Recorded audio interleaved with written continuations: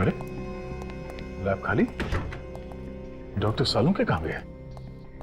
सालुंके साहब, डॉक्टर सालुंके। तारिका जी भी नहीं दिख रही हैं। तारिका जी,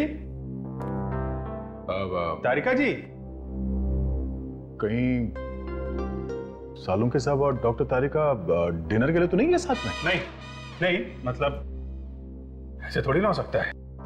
तारिका जी हर अरे गरे के साथ डिनर पे नहीं जाती है। अभिजीत, इधर आओ जरा। ये तो इधर ही है। कम यार, कम यार। यस डॉक्टर साहब, यस। क्या मतलब था आपका कहने का मिस्टर अभिजीत? हाँ, आप ये कहना चाह रहे हैं कि मैं और डॉक्टर तारिका एक साथ डिनर पे नहीं जा सकते? नहीं, मेरे कहने का मतलब ये था कि काम के टाइम पे डिनर की क्या बात कर रहे हैं आप? काम के टाइम पे? एक minute boss, for your kind information, मैं और डॉक्टर तारिका हर रोज साथ में खाना खाते हैं। वो सब रहने दीजिए, आप ये बताइए कि ये उबाल कर रहे हैं आप? खोपड़ी किसकी? उस मुर्दे की, ताकि खोपड़ी पर से बचा खुचा मांस भी साफ हो जाए और हम इस खोपड़ी के जरिए मौत की वजह ढूंढ सकें। मौत की वजह? मौत की वजह साफ है। मौत जलने की वजह से हुई है, 15-20 लोगों के सामने हुई है। जी नहीं, आपको गलत फहमी है। आइए आप मेरे साथ।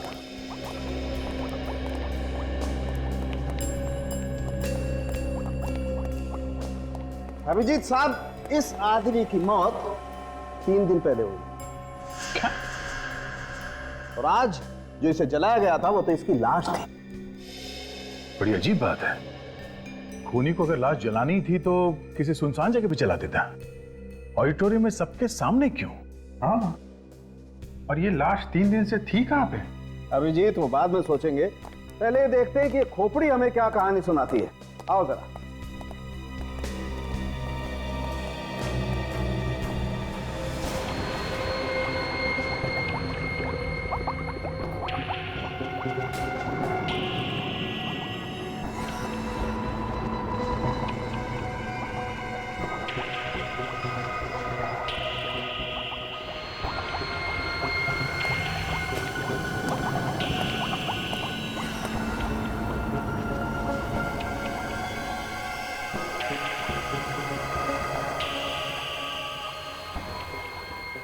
हो, ये देखो बॉस, ये इसके सर पे वार किया गया है।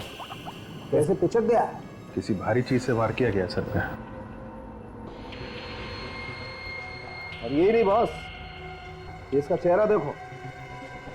ये देखो, लगता है 2-3 बार वार किया है इसके चेहरे पर भी। खूनी को शायद डर हो गया कि कोई इस लाश को पहचान न ले, इसलिए उसने इस आदमी का चेहरा बुरी तरह से खराब कर दिया। खराब कर दिया तो कोई बात नहीं। डॉक्टर सालुंके किस मर्ज की दवा है? ये बना देंगे दोबारा चेहरा? क्यों डॉक्टर साहब? नहीं अभिजीत, इस आदमी का चेहरा तो बुरी तरह से कुचल गया है। चेहरे की हड्डियां भी टूट गई है। मैं तो क्या, कोई भी एक्सपर्ट इस आदमी का चेहरा तो नहीं बना सकता। ये लो, हम इनकी तारीफ में कसीदे पढ़ रहे थे। ये बताएंगे इस आदमी की आइडेंटिटी। इन्होंने तो पहले ही हाथ खड़े कर दिए। तारिका जी होती ना, इस आदमी की आइडेंटिटी तक तुम्हें ये एक्सरेज दी जाएंगे। अरे वाह, देखा, डॉक्टर हो तो तारिका जी जैसे, कैसे फटाफट सबूत ढूंढ निकाला। हाँ तो तारिका जी, कैसे, क्या बताते हैं ये एक्सरे? इन एक्सरे के मुताबिक इस आदमी की हड्डियां 3 बार टूट चुकी है। 3 बार हड्डियां टूट चुकी थी? एक बार कलाई की, एक बार एड़ी की और एक बार घुटने की। कमाल है। ऐसा क्या करता था ये आदमी जो 3 बार फ्रैक्चर हुआ? ये तो आप लोग पता लगाइए। वो तो हम पता लगा ही लेंगे। अब इस समीर की मौत पे भी कुछ रोशनी डाल दीजिए सालुंके साहब। मुझसे कुछ कह रहे हो क्या? हाँ, मुझसे क्यों पूछ रहे हो? वो खड़ी है ना डॉक्टर तारिका, इंटेलिजेंट डॉक्टर तारिका, तो पूछो ना, डॉक्टर तारिका से पूछ लो, इंटेलिजेंट। अरे डॉक्टर साहब, आप जरा सी बात पे भड़क जाते हैं। अब अभिजीत का वो मतलब नहीं था। वो तो मतलब नहीं था? What do you mean by वो मतलब नहीं था? अच्छा, हाइपोट्रोफिक कार्डियोमायोपैथी क्या होता है, जरा पूछो उससे। हाइपर कार्डियो नहीं, क्या कहा आपने? हो गया ना भाई साहब, मेडिकल की बड़ी से बड़ी डिक्शनरी उठा करके देखोगे ना, नहीं मिलेगा। एक काम करो ना, वो खड़ी है ना डॉक्टर तारिका, उनसे पूछो, वो बताएंगे। हाँ क्यों नहीं, बताएंगे, बिल्कुल बताएंगे। हाँ। तारिका जी, आप बता ही दीजिए डॉक्टर साहब को, इन्हें पता चल जाए कि आप कितनी इंटेलिजेंट डॉक्टर हैं। एक्चुअली मुझे भी नहीं पता। क्या हो गया ना? हो गया? आइए अब जरा काम की बातें कर लें, आइए। आपको इतना सा भी नहीं पता? बॉस, इस आदमी को हाइपरट्रोफिक कार्डियोमायोपैथी नाम की बीमारी थी। ऐसी बीमारी में आदमी का दिल आम इंसान के दिल से कहीं ज्यादा बड़ा हो जाता है, और जब किसी ने इसके सीने पर मुक्का मारा, इस बेचारे के दिल की धड़कनें बंद हो गई और ये हार्ट अटैक से मर गया। मतलब किसी इंसान का दिल अगर जरूरत से ज्यादा बड़ा है और उसके सीने पे चोट लग जाए तो वो मर जाएगा? नहीं, हमेशा तो नहीं, लेकिन कभी कभी ऐसा हो जाता है, जैसा इस बेचारे के साथ हो गया। यानी जिस आदमी के साथ समीर की लड़ाई हुई, उसे शायद पहले से मालूम होगा समीर के इस हालत के बारे में, तभी उसने ठीक दिल पे मुक्का मारा। ऑडिटोरियम चल के ही पता करते हैं है कौन वो आदमी जिसने समीर के दिल पे मुक्का मारा। उन कराटे के खिलाड़ियों ने उस आदमी का स्केच बनवाया है जिसके साथ समीर का झगड़ा हुआ था। जरा देखो इसे, पहचानते हैं आप लोग?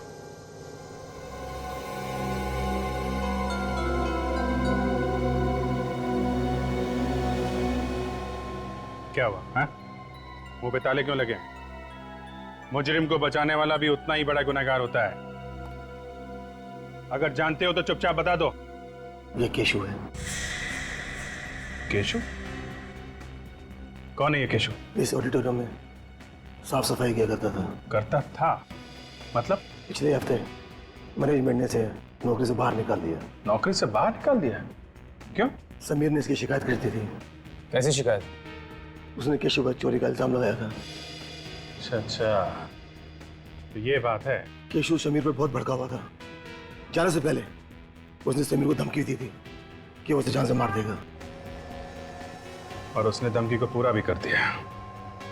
ये केशु रहता कहाँ है? जी, अंबावाड़ी में। अंबावाड़ी? हाँ सर, ये इलाका मैंने अच्छी तरह से देख लिया है सर। यहाँ की दीवारें बहुत ऊंची हैं सर, और उसके ऊपर कांच लगे हुए हैं। इतनी ऊंची दीवारों से लाश को अंदर लाना नामुमकिन है सर। इसका एक ही मतलब हो सकता है सचिन, ये लाश पिछले 3 दिनों से ऑडिटोरियम में ही थी। सर, ये जिस किसी का भी काम है, ये कोई अंदर वाला है, क्योंकि बाहर वाले को कैसे पता होगा कि ऑडिटोरियम में लाश छिपानी कहाँ है? कोई ऐसा आदमी है जो इस ऑडिटोरियम और आसपास के एरिया का चप्पा चप्पा जानता है। लेकिन पिछले 3 दिनों से लाश को छुपा के अगर रखा है तो कहाँ और कैसे? किसी को तो पता चलना चाहिए था, बदबू आनी चाहिए थी। तो शायद किसी ऐसी जगह पर छुपा के रखा हो जहाँ से बदबू बाहर ही ना आए। हाँ, हो सकता है। एक बात बताओ, इस ऑडिटोरियम में या उसके आसपास कोई ऐसी जगह है जहाँ पर कोई आता जाता नहीं है? एक पुराना गोडाउन है साहब, वहाँ पे कोई आता जाता नहीं। पुराना गोडाउन? दरवाजा खोलो, दरवाजा खोलो, भगवान। क्या हुआ? क्या बात? साहब मेरा पति साहब हमारी मदद करे साहब, वो अंदर है, दरवाजा नहीं खोल रहा है साहब। दरवाजा नहीं खोल रहा? क्यों? क्या बात है? पता नहीं साहब, बहुत परेशान था वो, अपने आप को कहीं मार न ले साहब। हमारी मदद करो साहब, करे साहब। केशु, केशु दरवाजा खोलो। केशु? तुम्हारे पति का नाम केशु है क्या? साहब बता लो साहब। एक मिनट, आप इधर आइए। इधर आइए।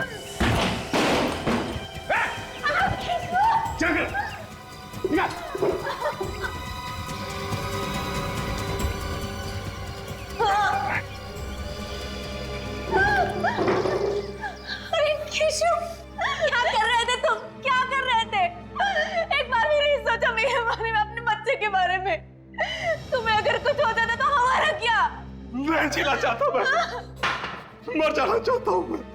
अरे हमारे बारे में तो सोचा होता ना। एक मिनट, आप प्लीज बाहर जाइए, बच्चे को लेकर जाइए, हमें इनसे कुछ बात करनी है। प्लीज जाइए।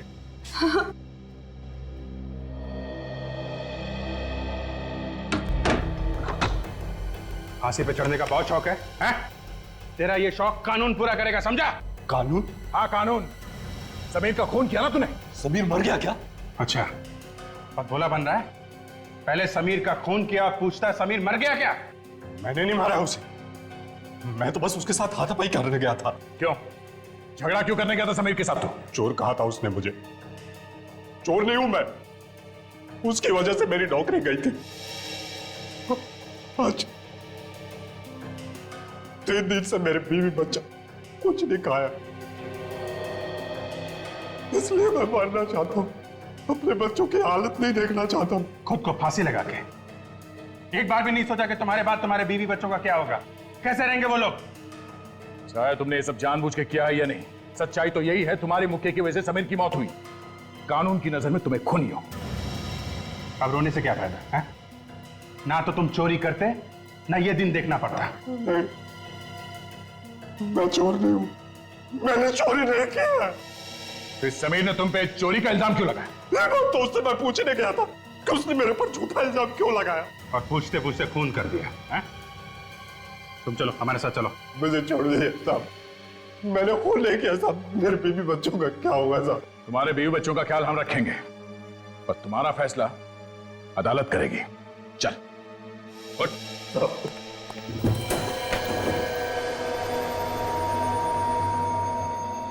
ये रहा साहब पुराना गोदाम।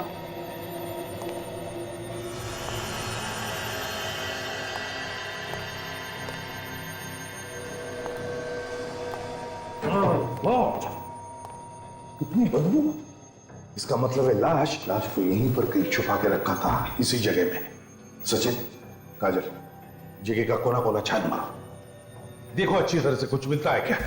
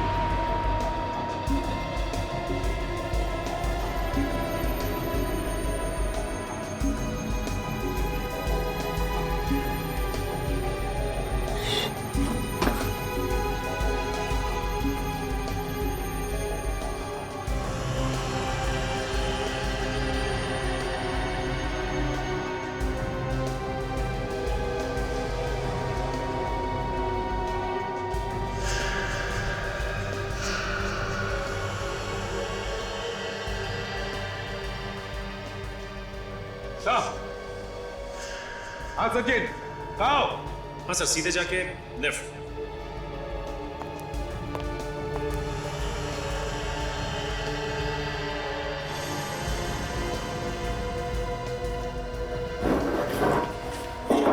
हाँ, ये देखिए, इस पे सूखा हुआ खून लगा हुआ है।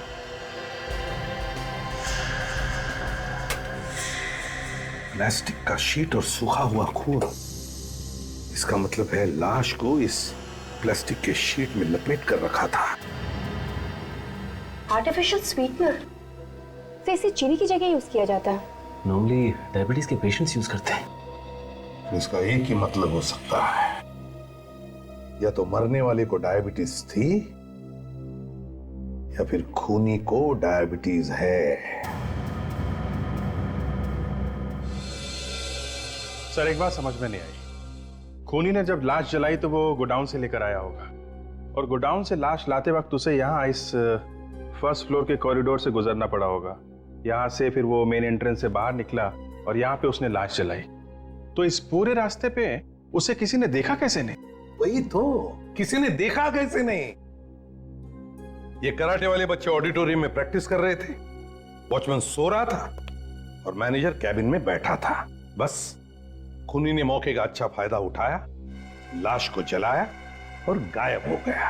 सर जिस वक्त ये सब हो रहा था तब केशव ऑडिटोरियम में चोरी छुपे घुस रहा था, तो हो सकता है उसने किसी को देखा हो कॉरिडोर से लाश ले जाते हुए। हो सकता है, जरा इस केशव को बोला ना। सर कोई ना कोई तो है, ये ऑडिटोरियम वाले या फिर स्टंट ग्रुप में से कोई, जो हमसे कुछ ना कुछ छुपा रहा है सर। सर केशव, केशव इधर आओ जी। ये ऑडिटोरियम का ड्राइंग है। उस दिन तुम अंदर कहां से घुसे थे और कैसे घुसे थे, बताओ जरा। यहाँ इधर से, ये मेन गेट से मैं जंप करके इधर आया, यहाँ से दौड़ता हुआ सीढ़ियों पर चढ़कर फर्स्ट फ्लोर पर पहुंचा, फिर यहाँ कॉरिडोर से होता हुआ ऑडिटोरियम में गया मैं। जब तुम फर्स्ट फ्लोर पे गए तो क्या तुमने किसी को देखा लाश को ले जाते हुए? हाँ, लाश नहीं। जरा अपने दिमाग पर जोर डालो, याद करो। और किसी को देखा वहां पर? हाँ, दो आदमियों को देखा था मैंने। 2 आदमियों? हाँ। कौन थे वो? नहीं, मैं उनका चेहरा नहीं पहचान सका। वो लोग मेरी तरफ पीट करके खड़े थे। अच्छा, कहाँ पे? ये कॉरिडोर है ना, यहाँ खड़े थे। मैं तो छुपते छुपाते आया था। अच्छा, वो लोग मेरी तरफ पीट करके खड़े थे। सो हो सकता है केशु को देखकर उन लोगों ने लाश छुपा दी और पीट करके खड़े हो गए। सचिन, काम करो, ऑडिटोरियम में फिर से जाओ और अच्छी तरह से पता लगाओ। देखो इन 2 आदमियों के बारे में कुछ पता चलता है क्या।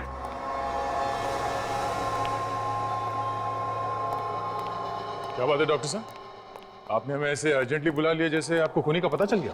बिल्कुल दया, मुझे पता चल गया है कि इस जले हुए आदमी को किसने मारा। अरे तो फिर फटाफट उसका नाम बताइए ना, जाके गिरफ्तार कर लेते हैं उसे। नहीं अभिजीत, उसे गिरफ्तार करने के लिए कहीं जाने की जरूरत नहीं, वो यही है हमारे बीच। कैसी बातें करें डॉक्टर साहब, यहाँ तो हम लोगों के अलावा और कोई नहीं है ना? और कोई भी है?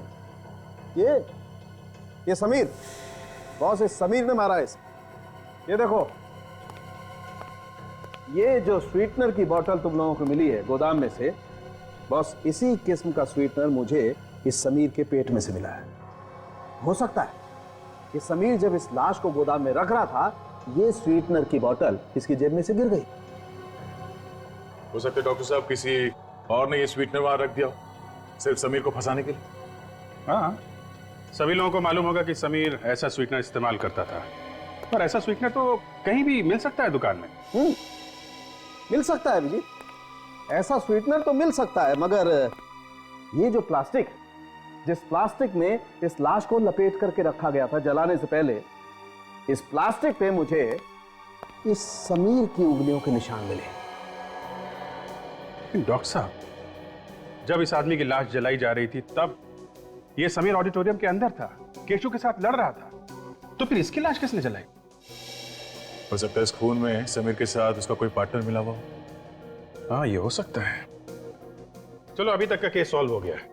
इस आदमी को समीर ने मारा और समीर को केशु ने मारा।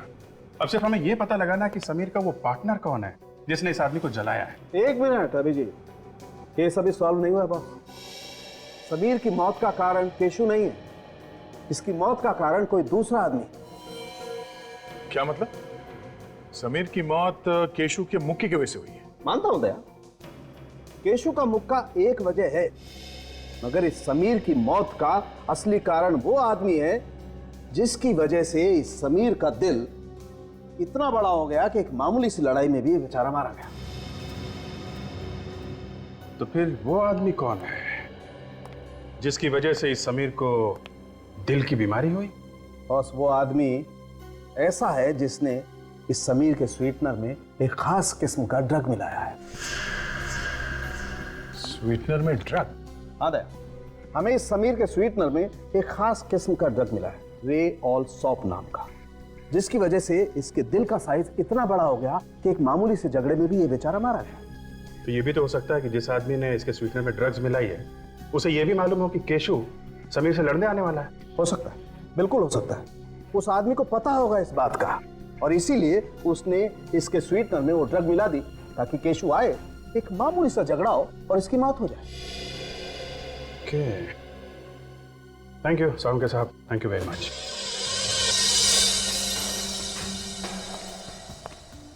कहां पर खड़े थे बताओ? वो वहां, चलिए। ये यहीं पे खड़े थे दोनों। वो दोनों यहाँ पे खड़े थे, और तुम कहाँ थे उसमें? हम अभी जहां से अंदर आए ना, वहीं से मैं उनको देख रहा था। हाँ, तो तुम वहां पे थे और वो लोग यहाँ खड़े थे। फिर तो तुमने कुछ भी नहीं सुना होगा कि वो लोग क्या बातें कर रहे थे? नहीं, कुछ नहीं सुना।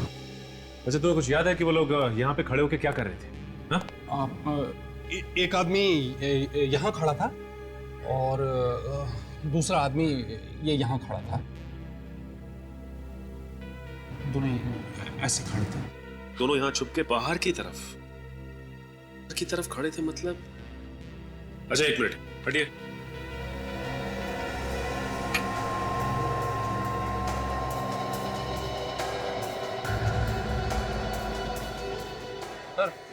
वो देखिए, कुछ बॉक्स जैसा लग रहा है। हाँ निखिल, क्या हो सकता है, देखो जरा।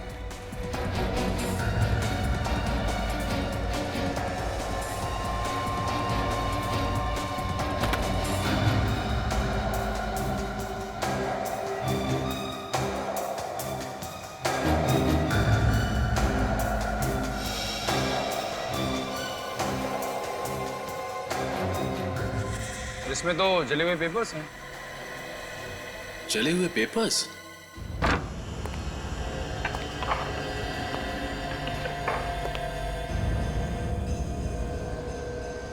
ये है समीर का घर। ये से ज्यादा कुछ सामान है नहीं यहाँ। शायद अकेला रहता था इसलिए।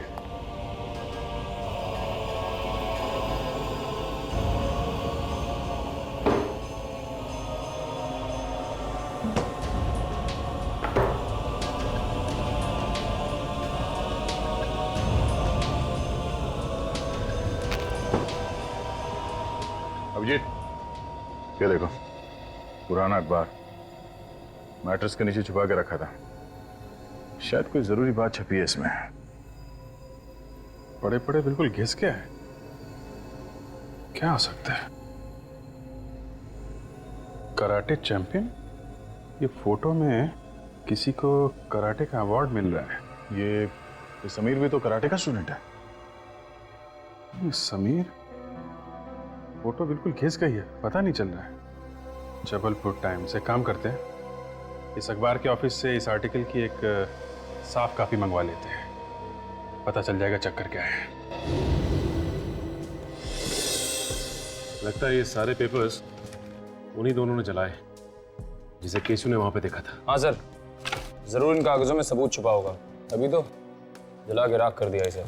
हाँ निखिल, सीआईडी तो राख में से भी कुछ ना कुछ ढूंढ लेती है। देखते हैं क्या मिलता है।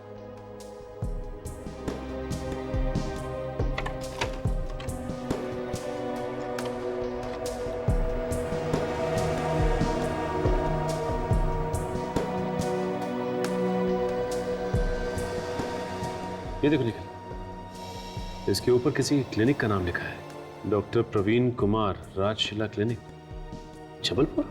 सर, कहीं इस लिफाफे में खूनी की मेडिकल रिपोर्ट तो नहीं थी? हो सकता है निखिल, ये तो हमें जबलपुर जाने के बाद ही पता चलेगा। अभिजीत सर? हाँ सर। हाँ सर, एक जला हुआ लिफाफा मिला है सर। उस पर जबलपुर के किसी क्लिनिक का एड्रेस है सर।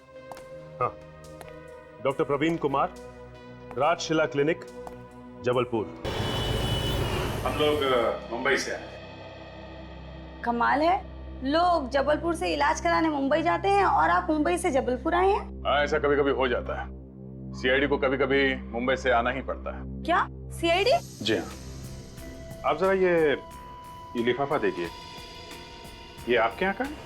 हाँ, ये है तो हमारे क्लिनिक का, पर ये जला कैसे? पहले आप ये बताइए कि लिफाफे में आप क्या रखते हैं, क्या रख के बेचते हैं आप लोग? क्या हुआ अर्चना, एनी प्रॉब्लम? सर, ये लोग सीआईडी से हैं। Hello, myself doctor Praveen, क्या मदद कर सकता हूँ? डॉक्टर साहब, हमें इस लिफाफे के बारे में कोई जानकारी चाहिए थी। क्या बता सकते हैं कि आप इस लिफाफे में क्या रख के भेजते हैं? ऐसे टाइप के एनवेलप्स में हम पेशेंट को एक्सरे और एक्सरे की रिपोर्ट देते हैं। अच्छा, आप बता सकते हैं ये एक्सरे आपने किसको दिए थे? थोड़ा मुश्किल है बताना।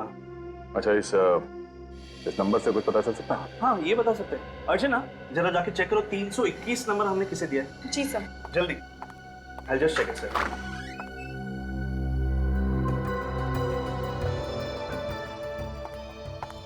मिल गया सर। देखिए, यहाँ पे समीर कुमार लिखा है। समीर का नाम? पर किसी ने समीर के एक्सरेज क्यों जलाए होंगे? उन एक्सरेज में कुछ खास बात होगी, तभी खूनी ने उन्हें जला दिया है। डॉक्टर साहब जी, इन एक्सरेज के डुप्लीकेट कॉपीज मिल सकते हैं? बिल्कुल मिल जाएंगे।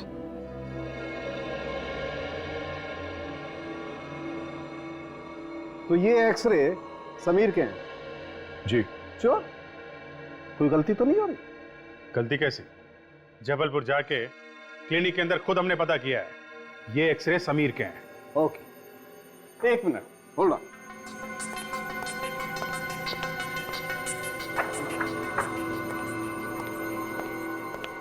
बॉस, अगर ये एक्सरे समीर के हैं तो फिर ये एक्सरे किसके हैं?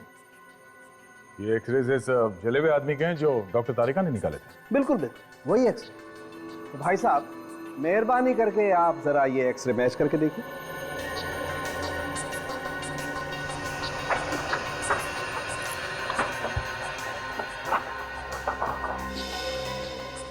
ये तो एक ही जैसे। ये जरा ये भी देखो।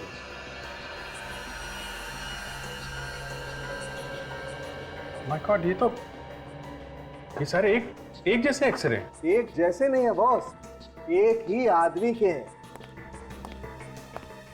इस आदमी के। क्या? इस आदमी के? मगर क्लिनिक वालों ने बताया कि ये एक्सरे समीर के हैं। तो फिर यही असली समीर होगा। अगर ये असली समीर है तो फिर ये कौन है? नकली समीर? मतलब इस आदमी ने इसको मारा क्योंकि ये इस असली समीर की जगह लेना चाहता था। मगर क्यों? किस लिए? अब समझ में आया सर। इस नकली समीर के घर में हमें कोई भी कागज, फोटो या आइडेंटिटी वगैरह क्यों नहीं मिली? अब ये उसे डर था उसकी पोल खुल जाने का, इसलिए उसने अपने घर में ऐसा कोई सबूत नहीं छोड़ा जिसकी वजह से उसके आइडेंटिटी के बारे में पता चले। सर, हमें अखबार के ऑफिस से फोटो मिली।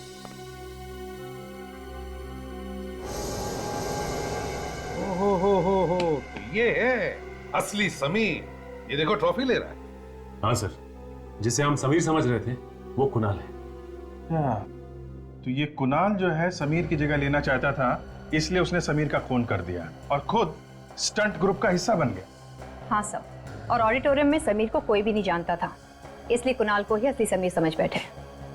अभिजीत, अगर कुणाल ने समीर को मारा है तो फिर कुणाल को किसने मारा? वो कौन है जिसने कुणाल को रियोल सॉप नाम का ड्रग दिया, जिसकी वजह से कुणाल का हार्ट बड़ा हो गया? सर, ये कुणाल का पार्टनर ही होगा जिसने समीर की लाश जलाई, क्योंकि जब समीर की लाश बाहर जलाई जा रही थी तो कुणाल केशु के साथ अंदर फाइट कर रहा था। तो फिर अभिजीत, ये ऑडिटोरियम वालों से ही पूछते हैं कि ये कुणाल का असली पार्टनर है कौन? एक आदमी इतने दिनों तक नकली समीर बन के यहाँ पे कराटे सीखता रहा और आप लोगों में से किसी को कुछ भी पता नहीं चला। सर, सचमुच हमें पता नहीं था। दरअसल एक टीवी कॉन्टेस्ट जीतने के जरिए वो हमारे ग्रुप में शामिल हुआ था। देखो, ये सब बहाने बंद करो। कम से कम उसका आईडी तो देख सकते थे कि असली है कि नकली। हाँ सर, हमें क्या पता था कि कोई आदमी हमारी टीम में शामिल होने के लिए इतनी लंबी प्लानिंग कर सकता है। पर प्लानिंग तो की है ना उसने, और खून भी किया है उस कुणाल ने। सर, क्या कहा आपने? कुणाल? हाँ, कुणाल। वो जो यहाँ पे नकली समीर बना हुआ था, वो उसका नाम कुणाल है। समीर? कुणाल? ये कुणाल का नाम सुन के तुम सबके चेहरे का रंग क्यों उड़ गया? है? सर, दरअसल कुणाल नाम का एक शख्स हमारा बहुत बड़ा पागल फैन था। हाँ सर, वो हमेशा हमें फोन किया करता था और कहता था कि वो हमारा ग्रुप ज्वाइन करना चाहता है। अच्छा? हाँ सर। फिर? जी, पर जब हमने उसे कहा कि ग्रुप में जगह नहीं है तो वो गुस्से से आग बबूला हो गया और हम सबको उसने जान से मारने की धमकी देने लगी। जान से मारने की धमकी? कमाल है सर, एक आदमी कराटे सीखने के लिए इस हद तक गिर सकता है कि लोगों को जान से मारने की धमकी देने लगे। खूनी नॉर्मल लोगों की तरह नहीं सोचते सचिन, उनका दिमाग टेढ़ा होता है। खोपड़ी घूम गई तो कुछ भी कर सकते हैं। और इस कुणाल को किसने मारा? आप लोग कुणाल के किसी दोस्त को जानते हैं? नहीं सर। सर, इस अखबार के ऑफिस से कुणाल का एड्रेस मिल सकता है। ठीक है, फिर उसके घर चल के ही पूछते हैं कौन है वो आदमी जो कुणाल का खून कर सकता है। हमें तो यकीन ही नहीं आता कि कुणाल ऐसा कर सकता है। वो किसी का खून कर सकता है। खून तो उसने किया ही है। कराटे सीखने के जुनून में उसने एक मासूम की जान ली है। कराटे सीखने का जुनून तो उसे बचपन से था सर, लेकिन हमें क्या मालूम था कि उम्र के साथ साथ उसका ये जुनून पागलपन बन जाएगा। अब कुणाल तो नहीं रहा, पर उसका खूनी अभी भी आजाद घूम रहा है। क्या आपको किसी पे शक है? कौन मार सकता उसे? देखिए, कुणाल तो अब रहा नहीं है, तो बेहतर होगा अगर आप लोग कुछ जानते हैं तो खुल के बता दीजिए। कुणाल की एक दोस्त थी, मालिनी। वो उससे बहुत प्यार करती थी और कुणाल ने भी उससे शादी का वादा किया था। तो फिर कुणाल ने वादा तोड़ दिया? हाँ, सिर्फ वादा ही नहीं तोड़ा, बल्कि रिश्ता ही खत्म कर दिया। बेचारी का दिल तोड़ दिया। क्यों? कुणाल ने ऐसा किया क्यों? उसको लगने लगा मालिनी की वजह से वो कराटे को उतना वक्त नहीं दे पा रहा है जितना कि उसे देना चाहिए। तो कहीं इस मालिनी ने तो नहीं फोन कर दिया कुणाल का? नहीं सर, मालिनी उसकी जान कैसे ले सकती है? कुणाल की वजह से वो पहले ही आत्महत्या कर चुकी है। क्या मालिनी ने कुणाल के लिए आत्महत्या कर ली थी? कमाल है, जरा जरा सी बात पे लोग आत्महत्या कर रहे हैं। जिंदगी की कोई वैल्यू ही नहीं रही। अच्छा, आप लोग इस मालिनी के परिवार वालों के बारे में कुछ बता सकते हैं?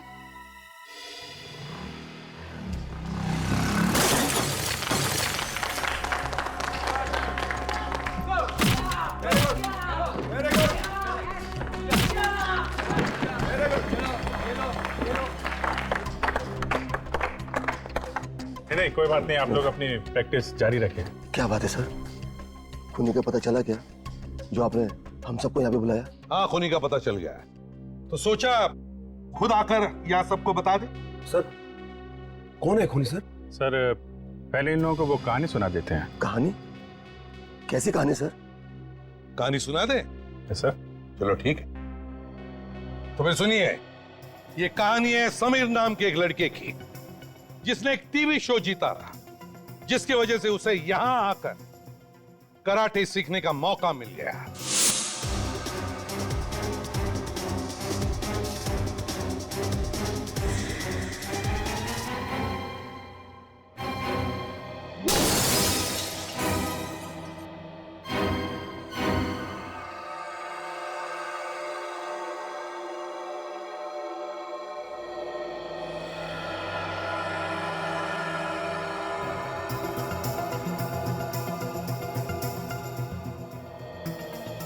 कुणाल से देखा नहीं गया कि समीर लाइफ में बहुत आगे बढ़ रहा था। जलन के मारे उसके कान से धुआं निकलने लगा।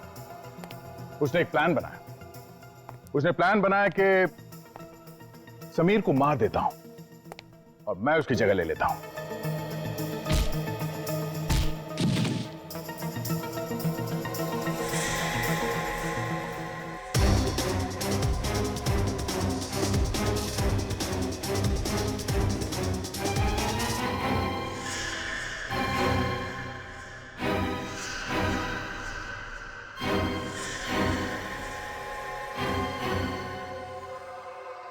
यहां पे कोई नहीं जानता था कि समीर दिखता कैसा है, इसलिए सबने कुणाल को ही समीर समझा। और यह सब करने में कुणाल का एक दोस्त भी था जिसने उसकी मदद की। दोस्त जिस दोस्त ने फिर कुणाल का भी खून कर दिया।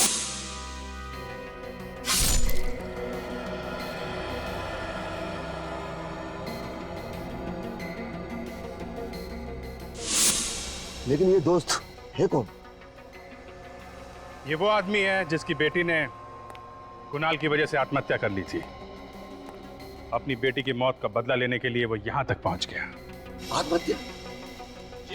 आत्महत्या, आत्महत्या। क्यों दिनेश बाबू, सच है ना ये?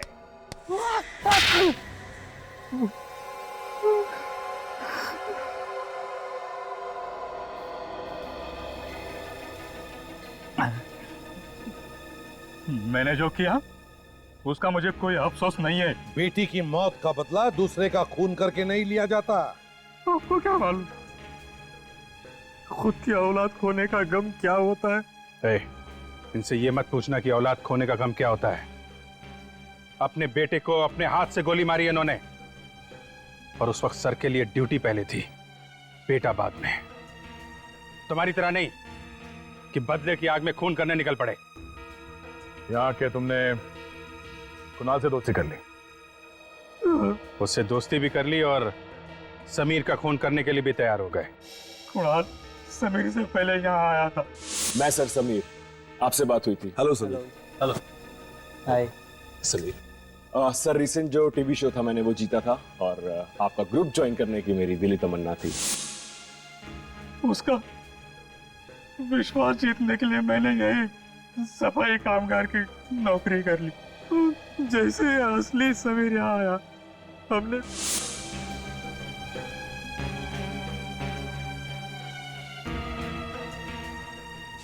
समीर का सारा सामान जला दिया ताकि कोई सबूत न बचे, है ना?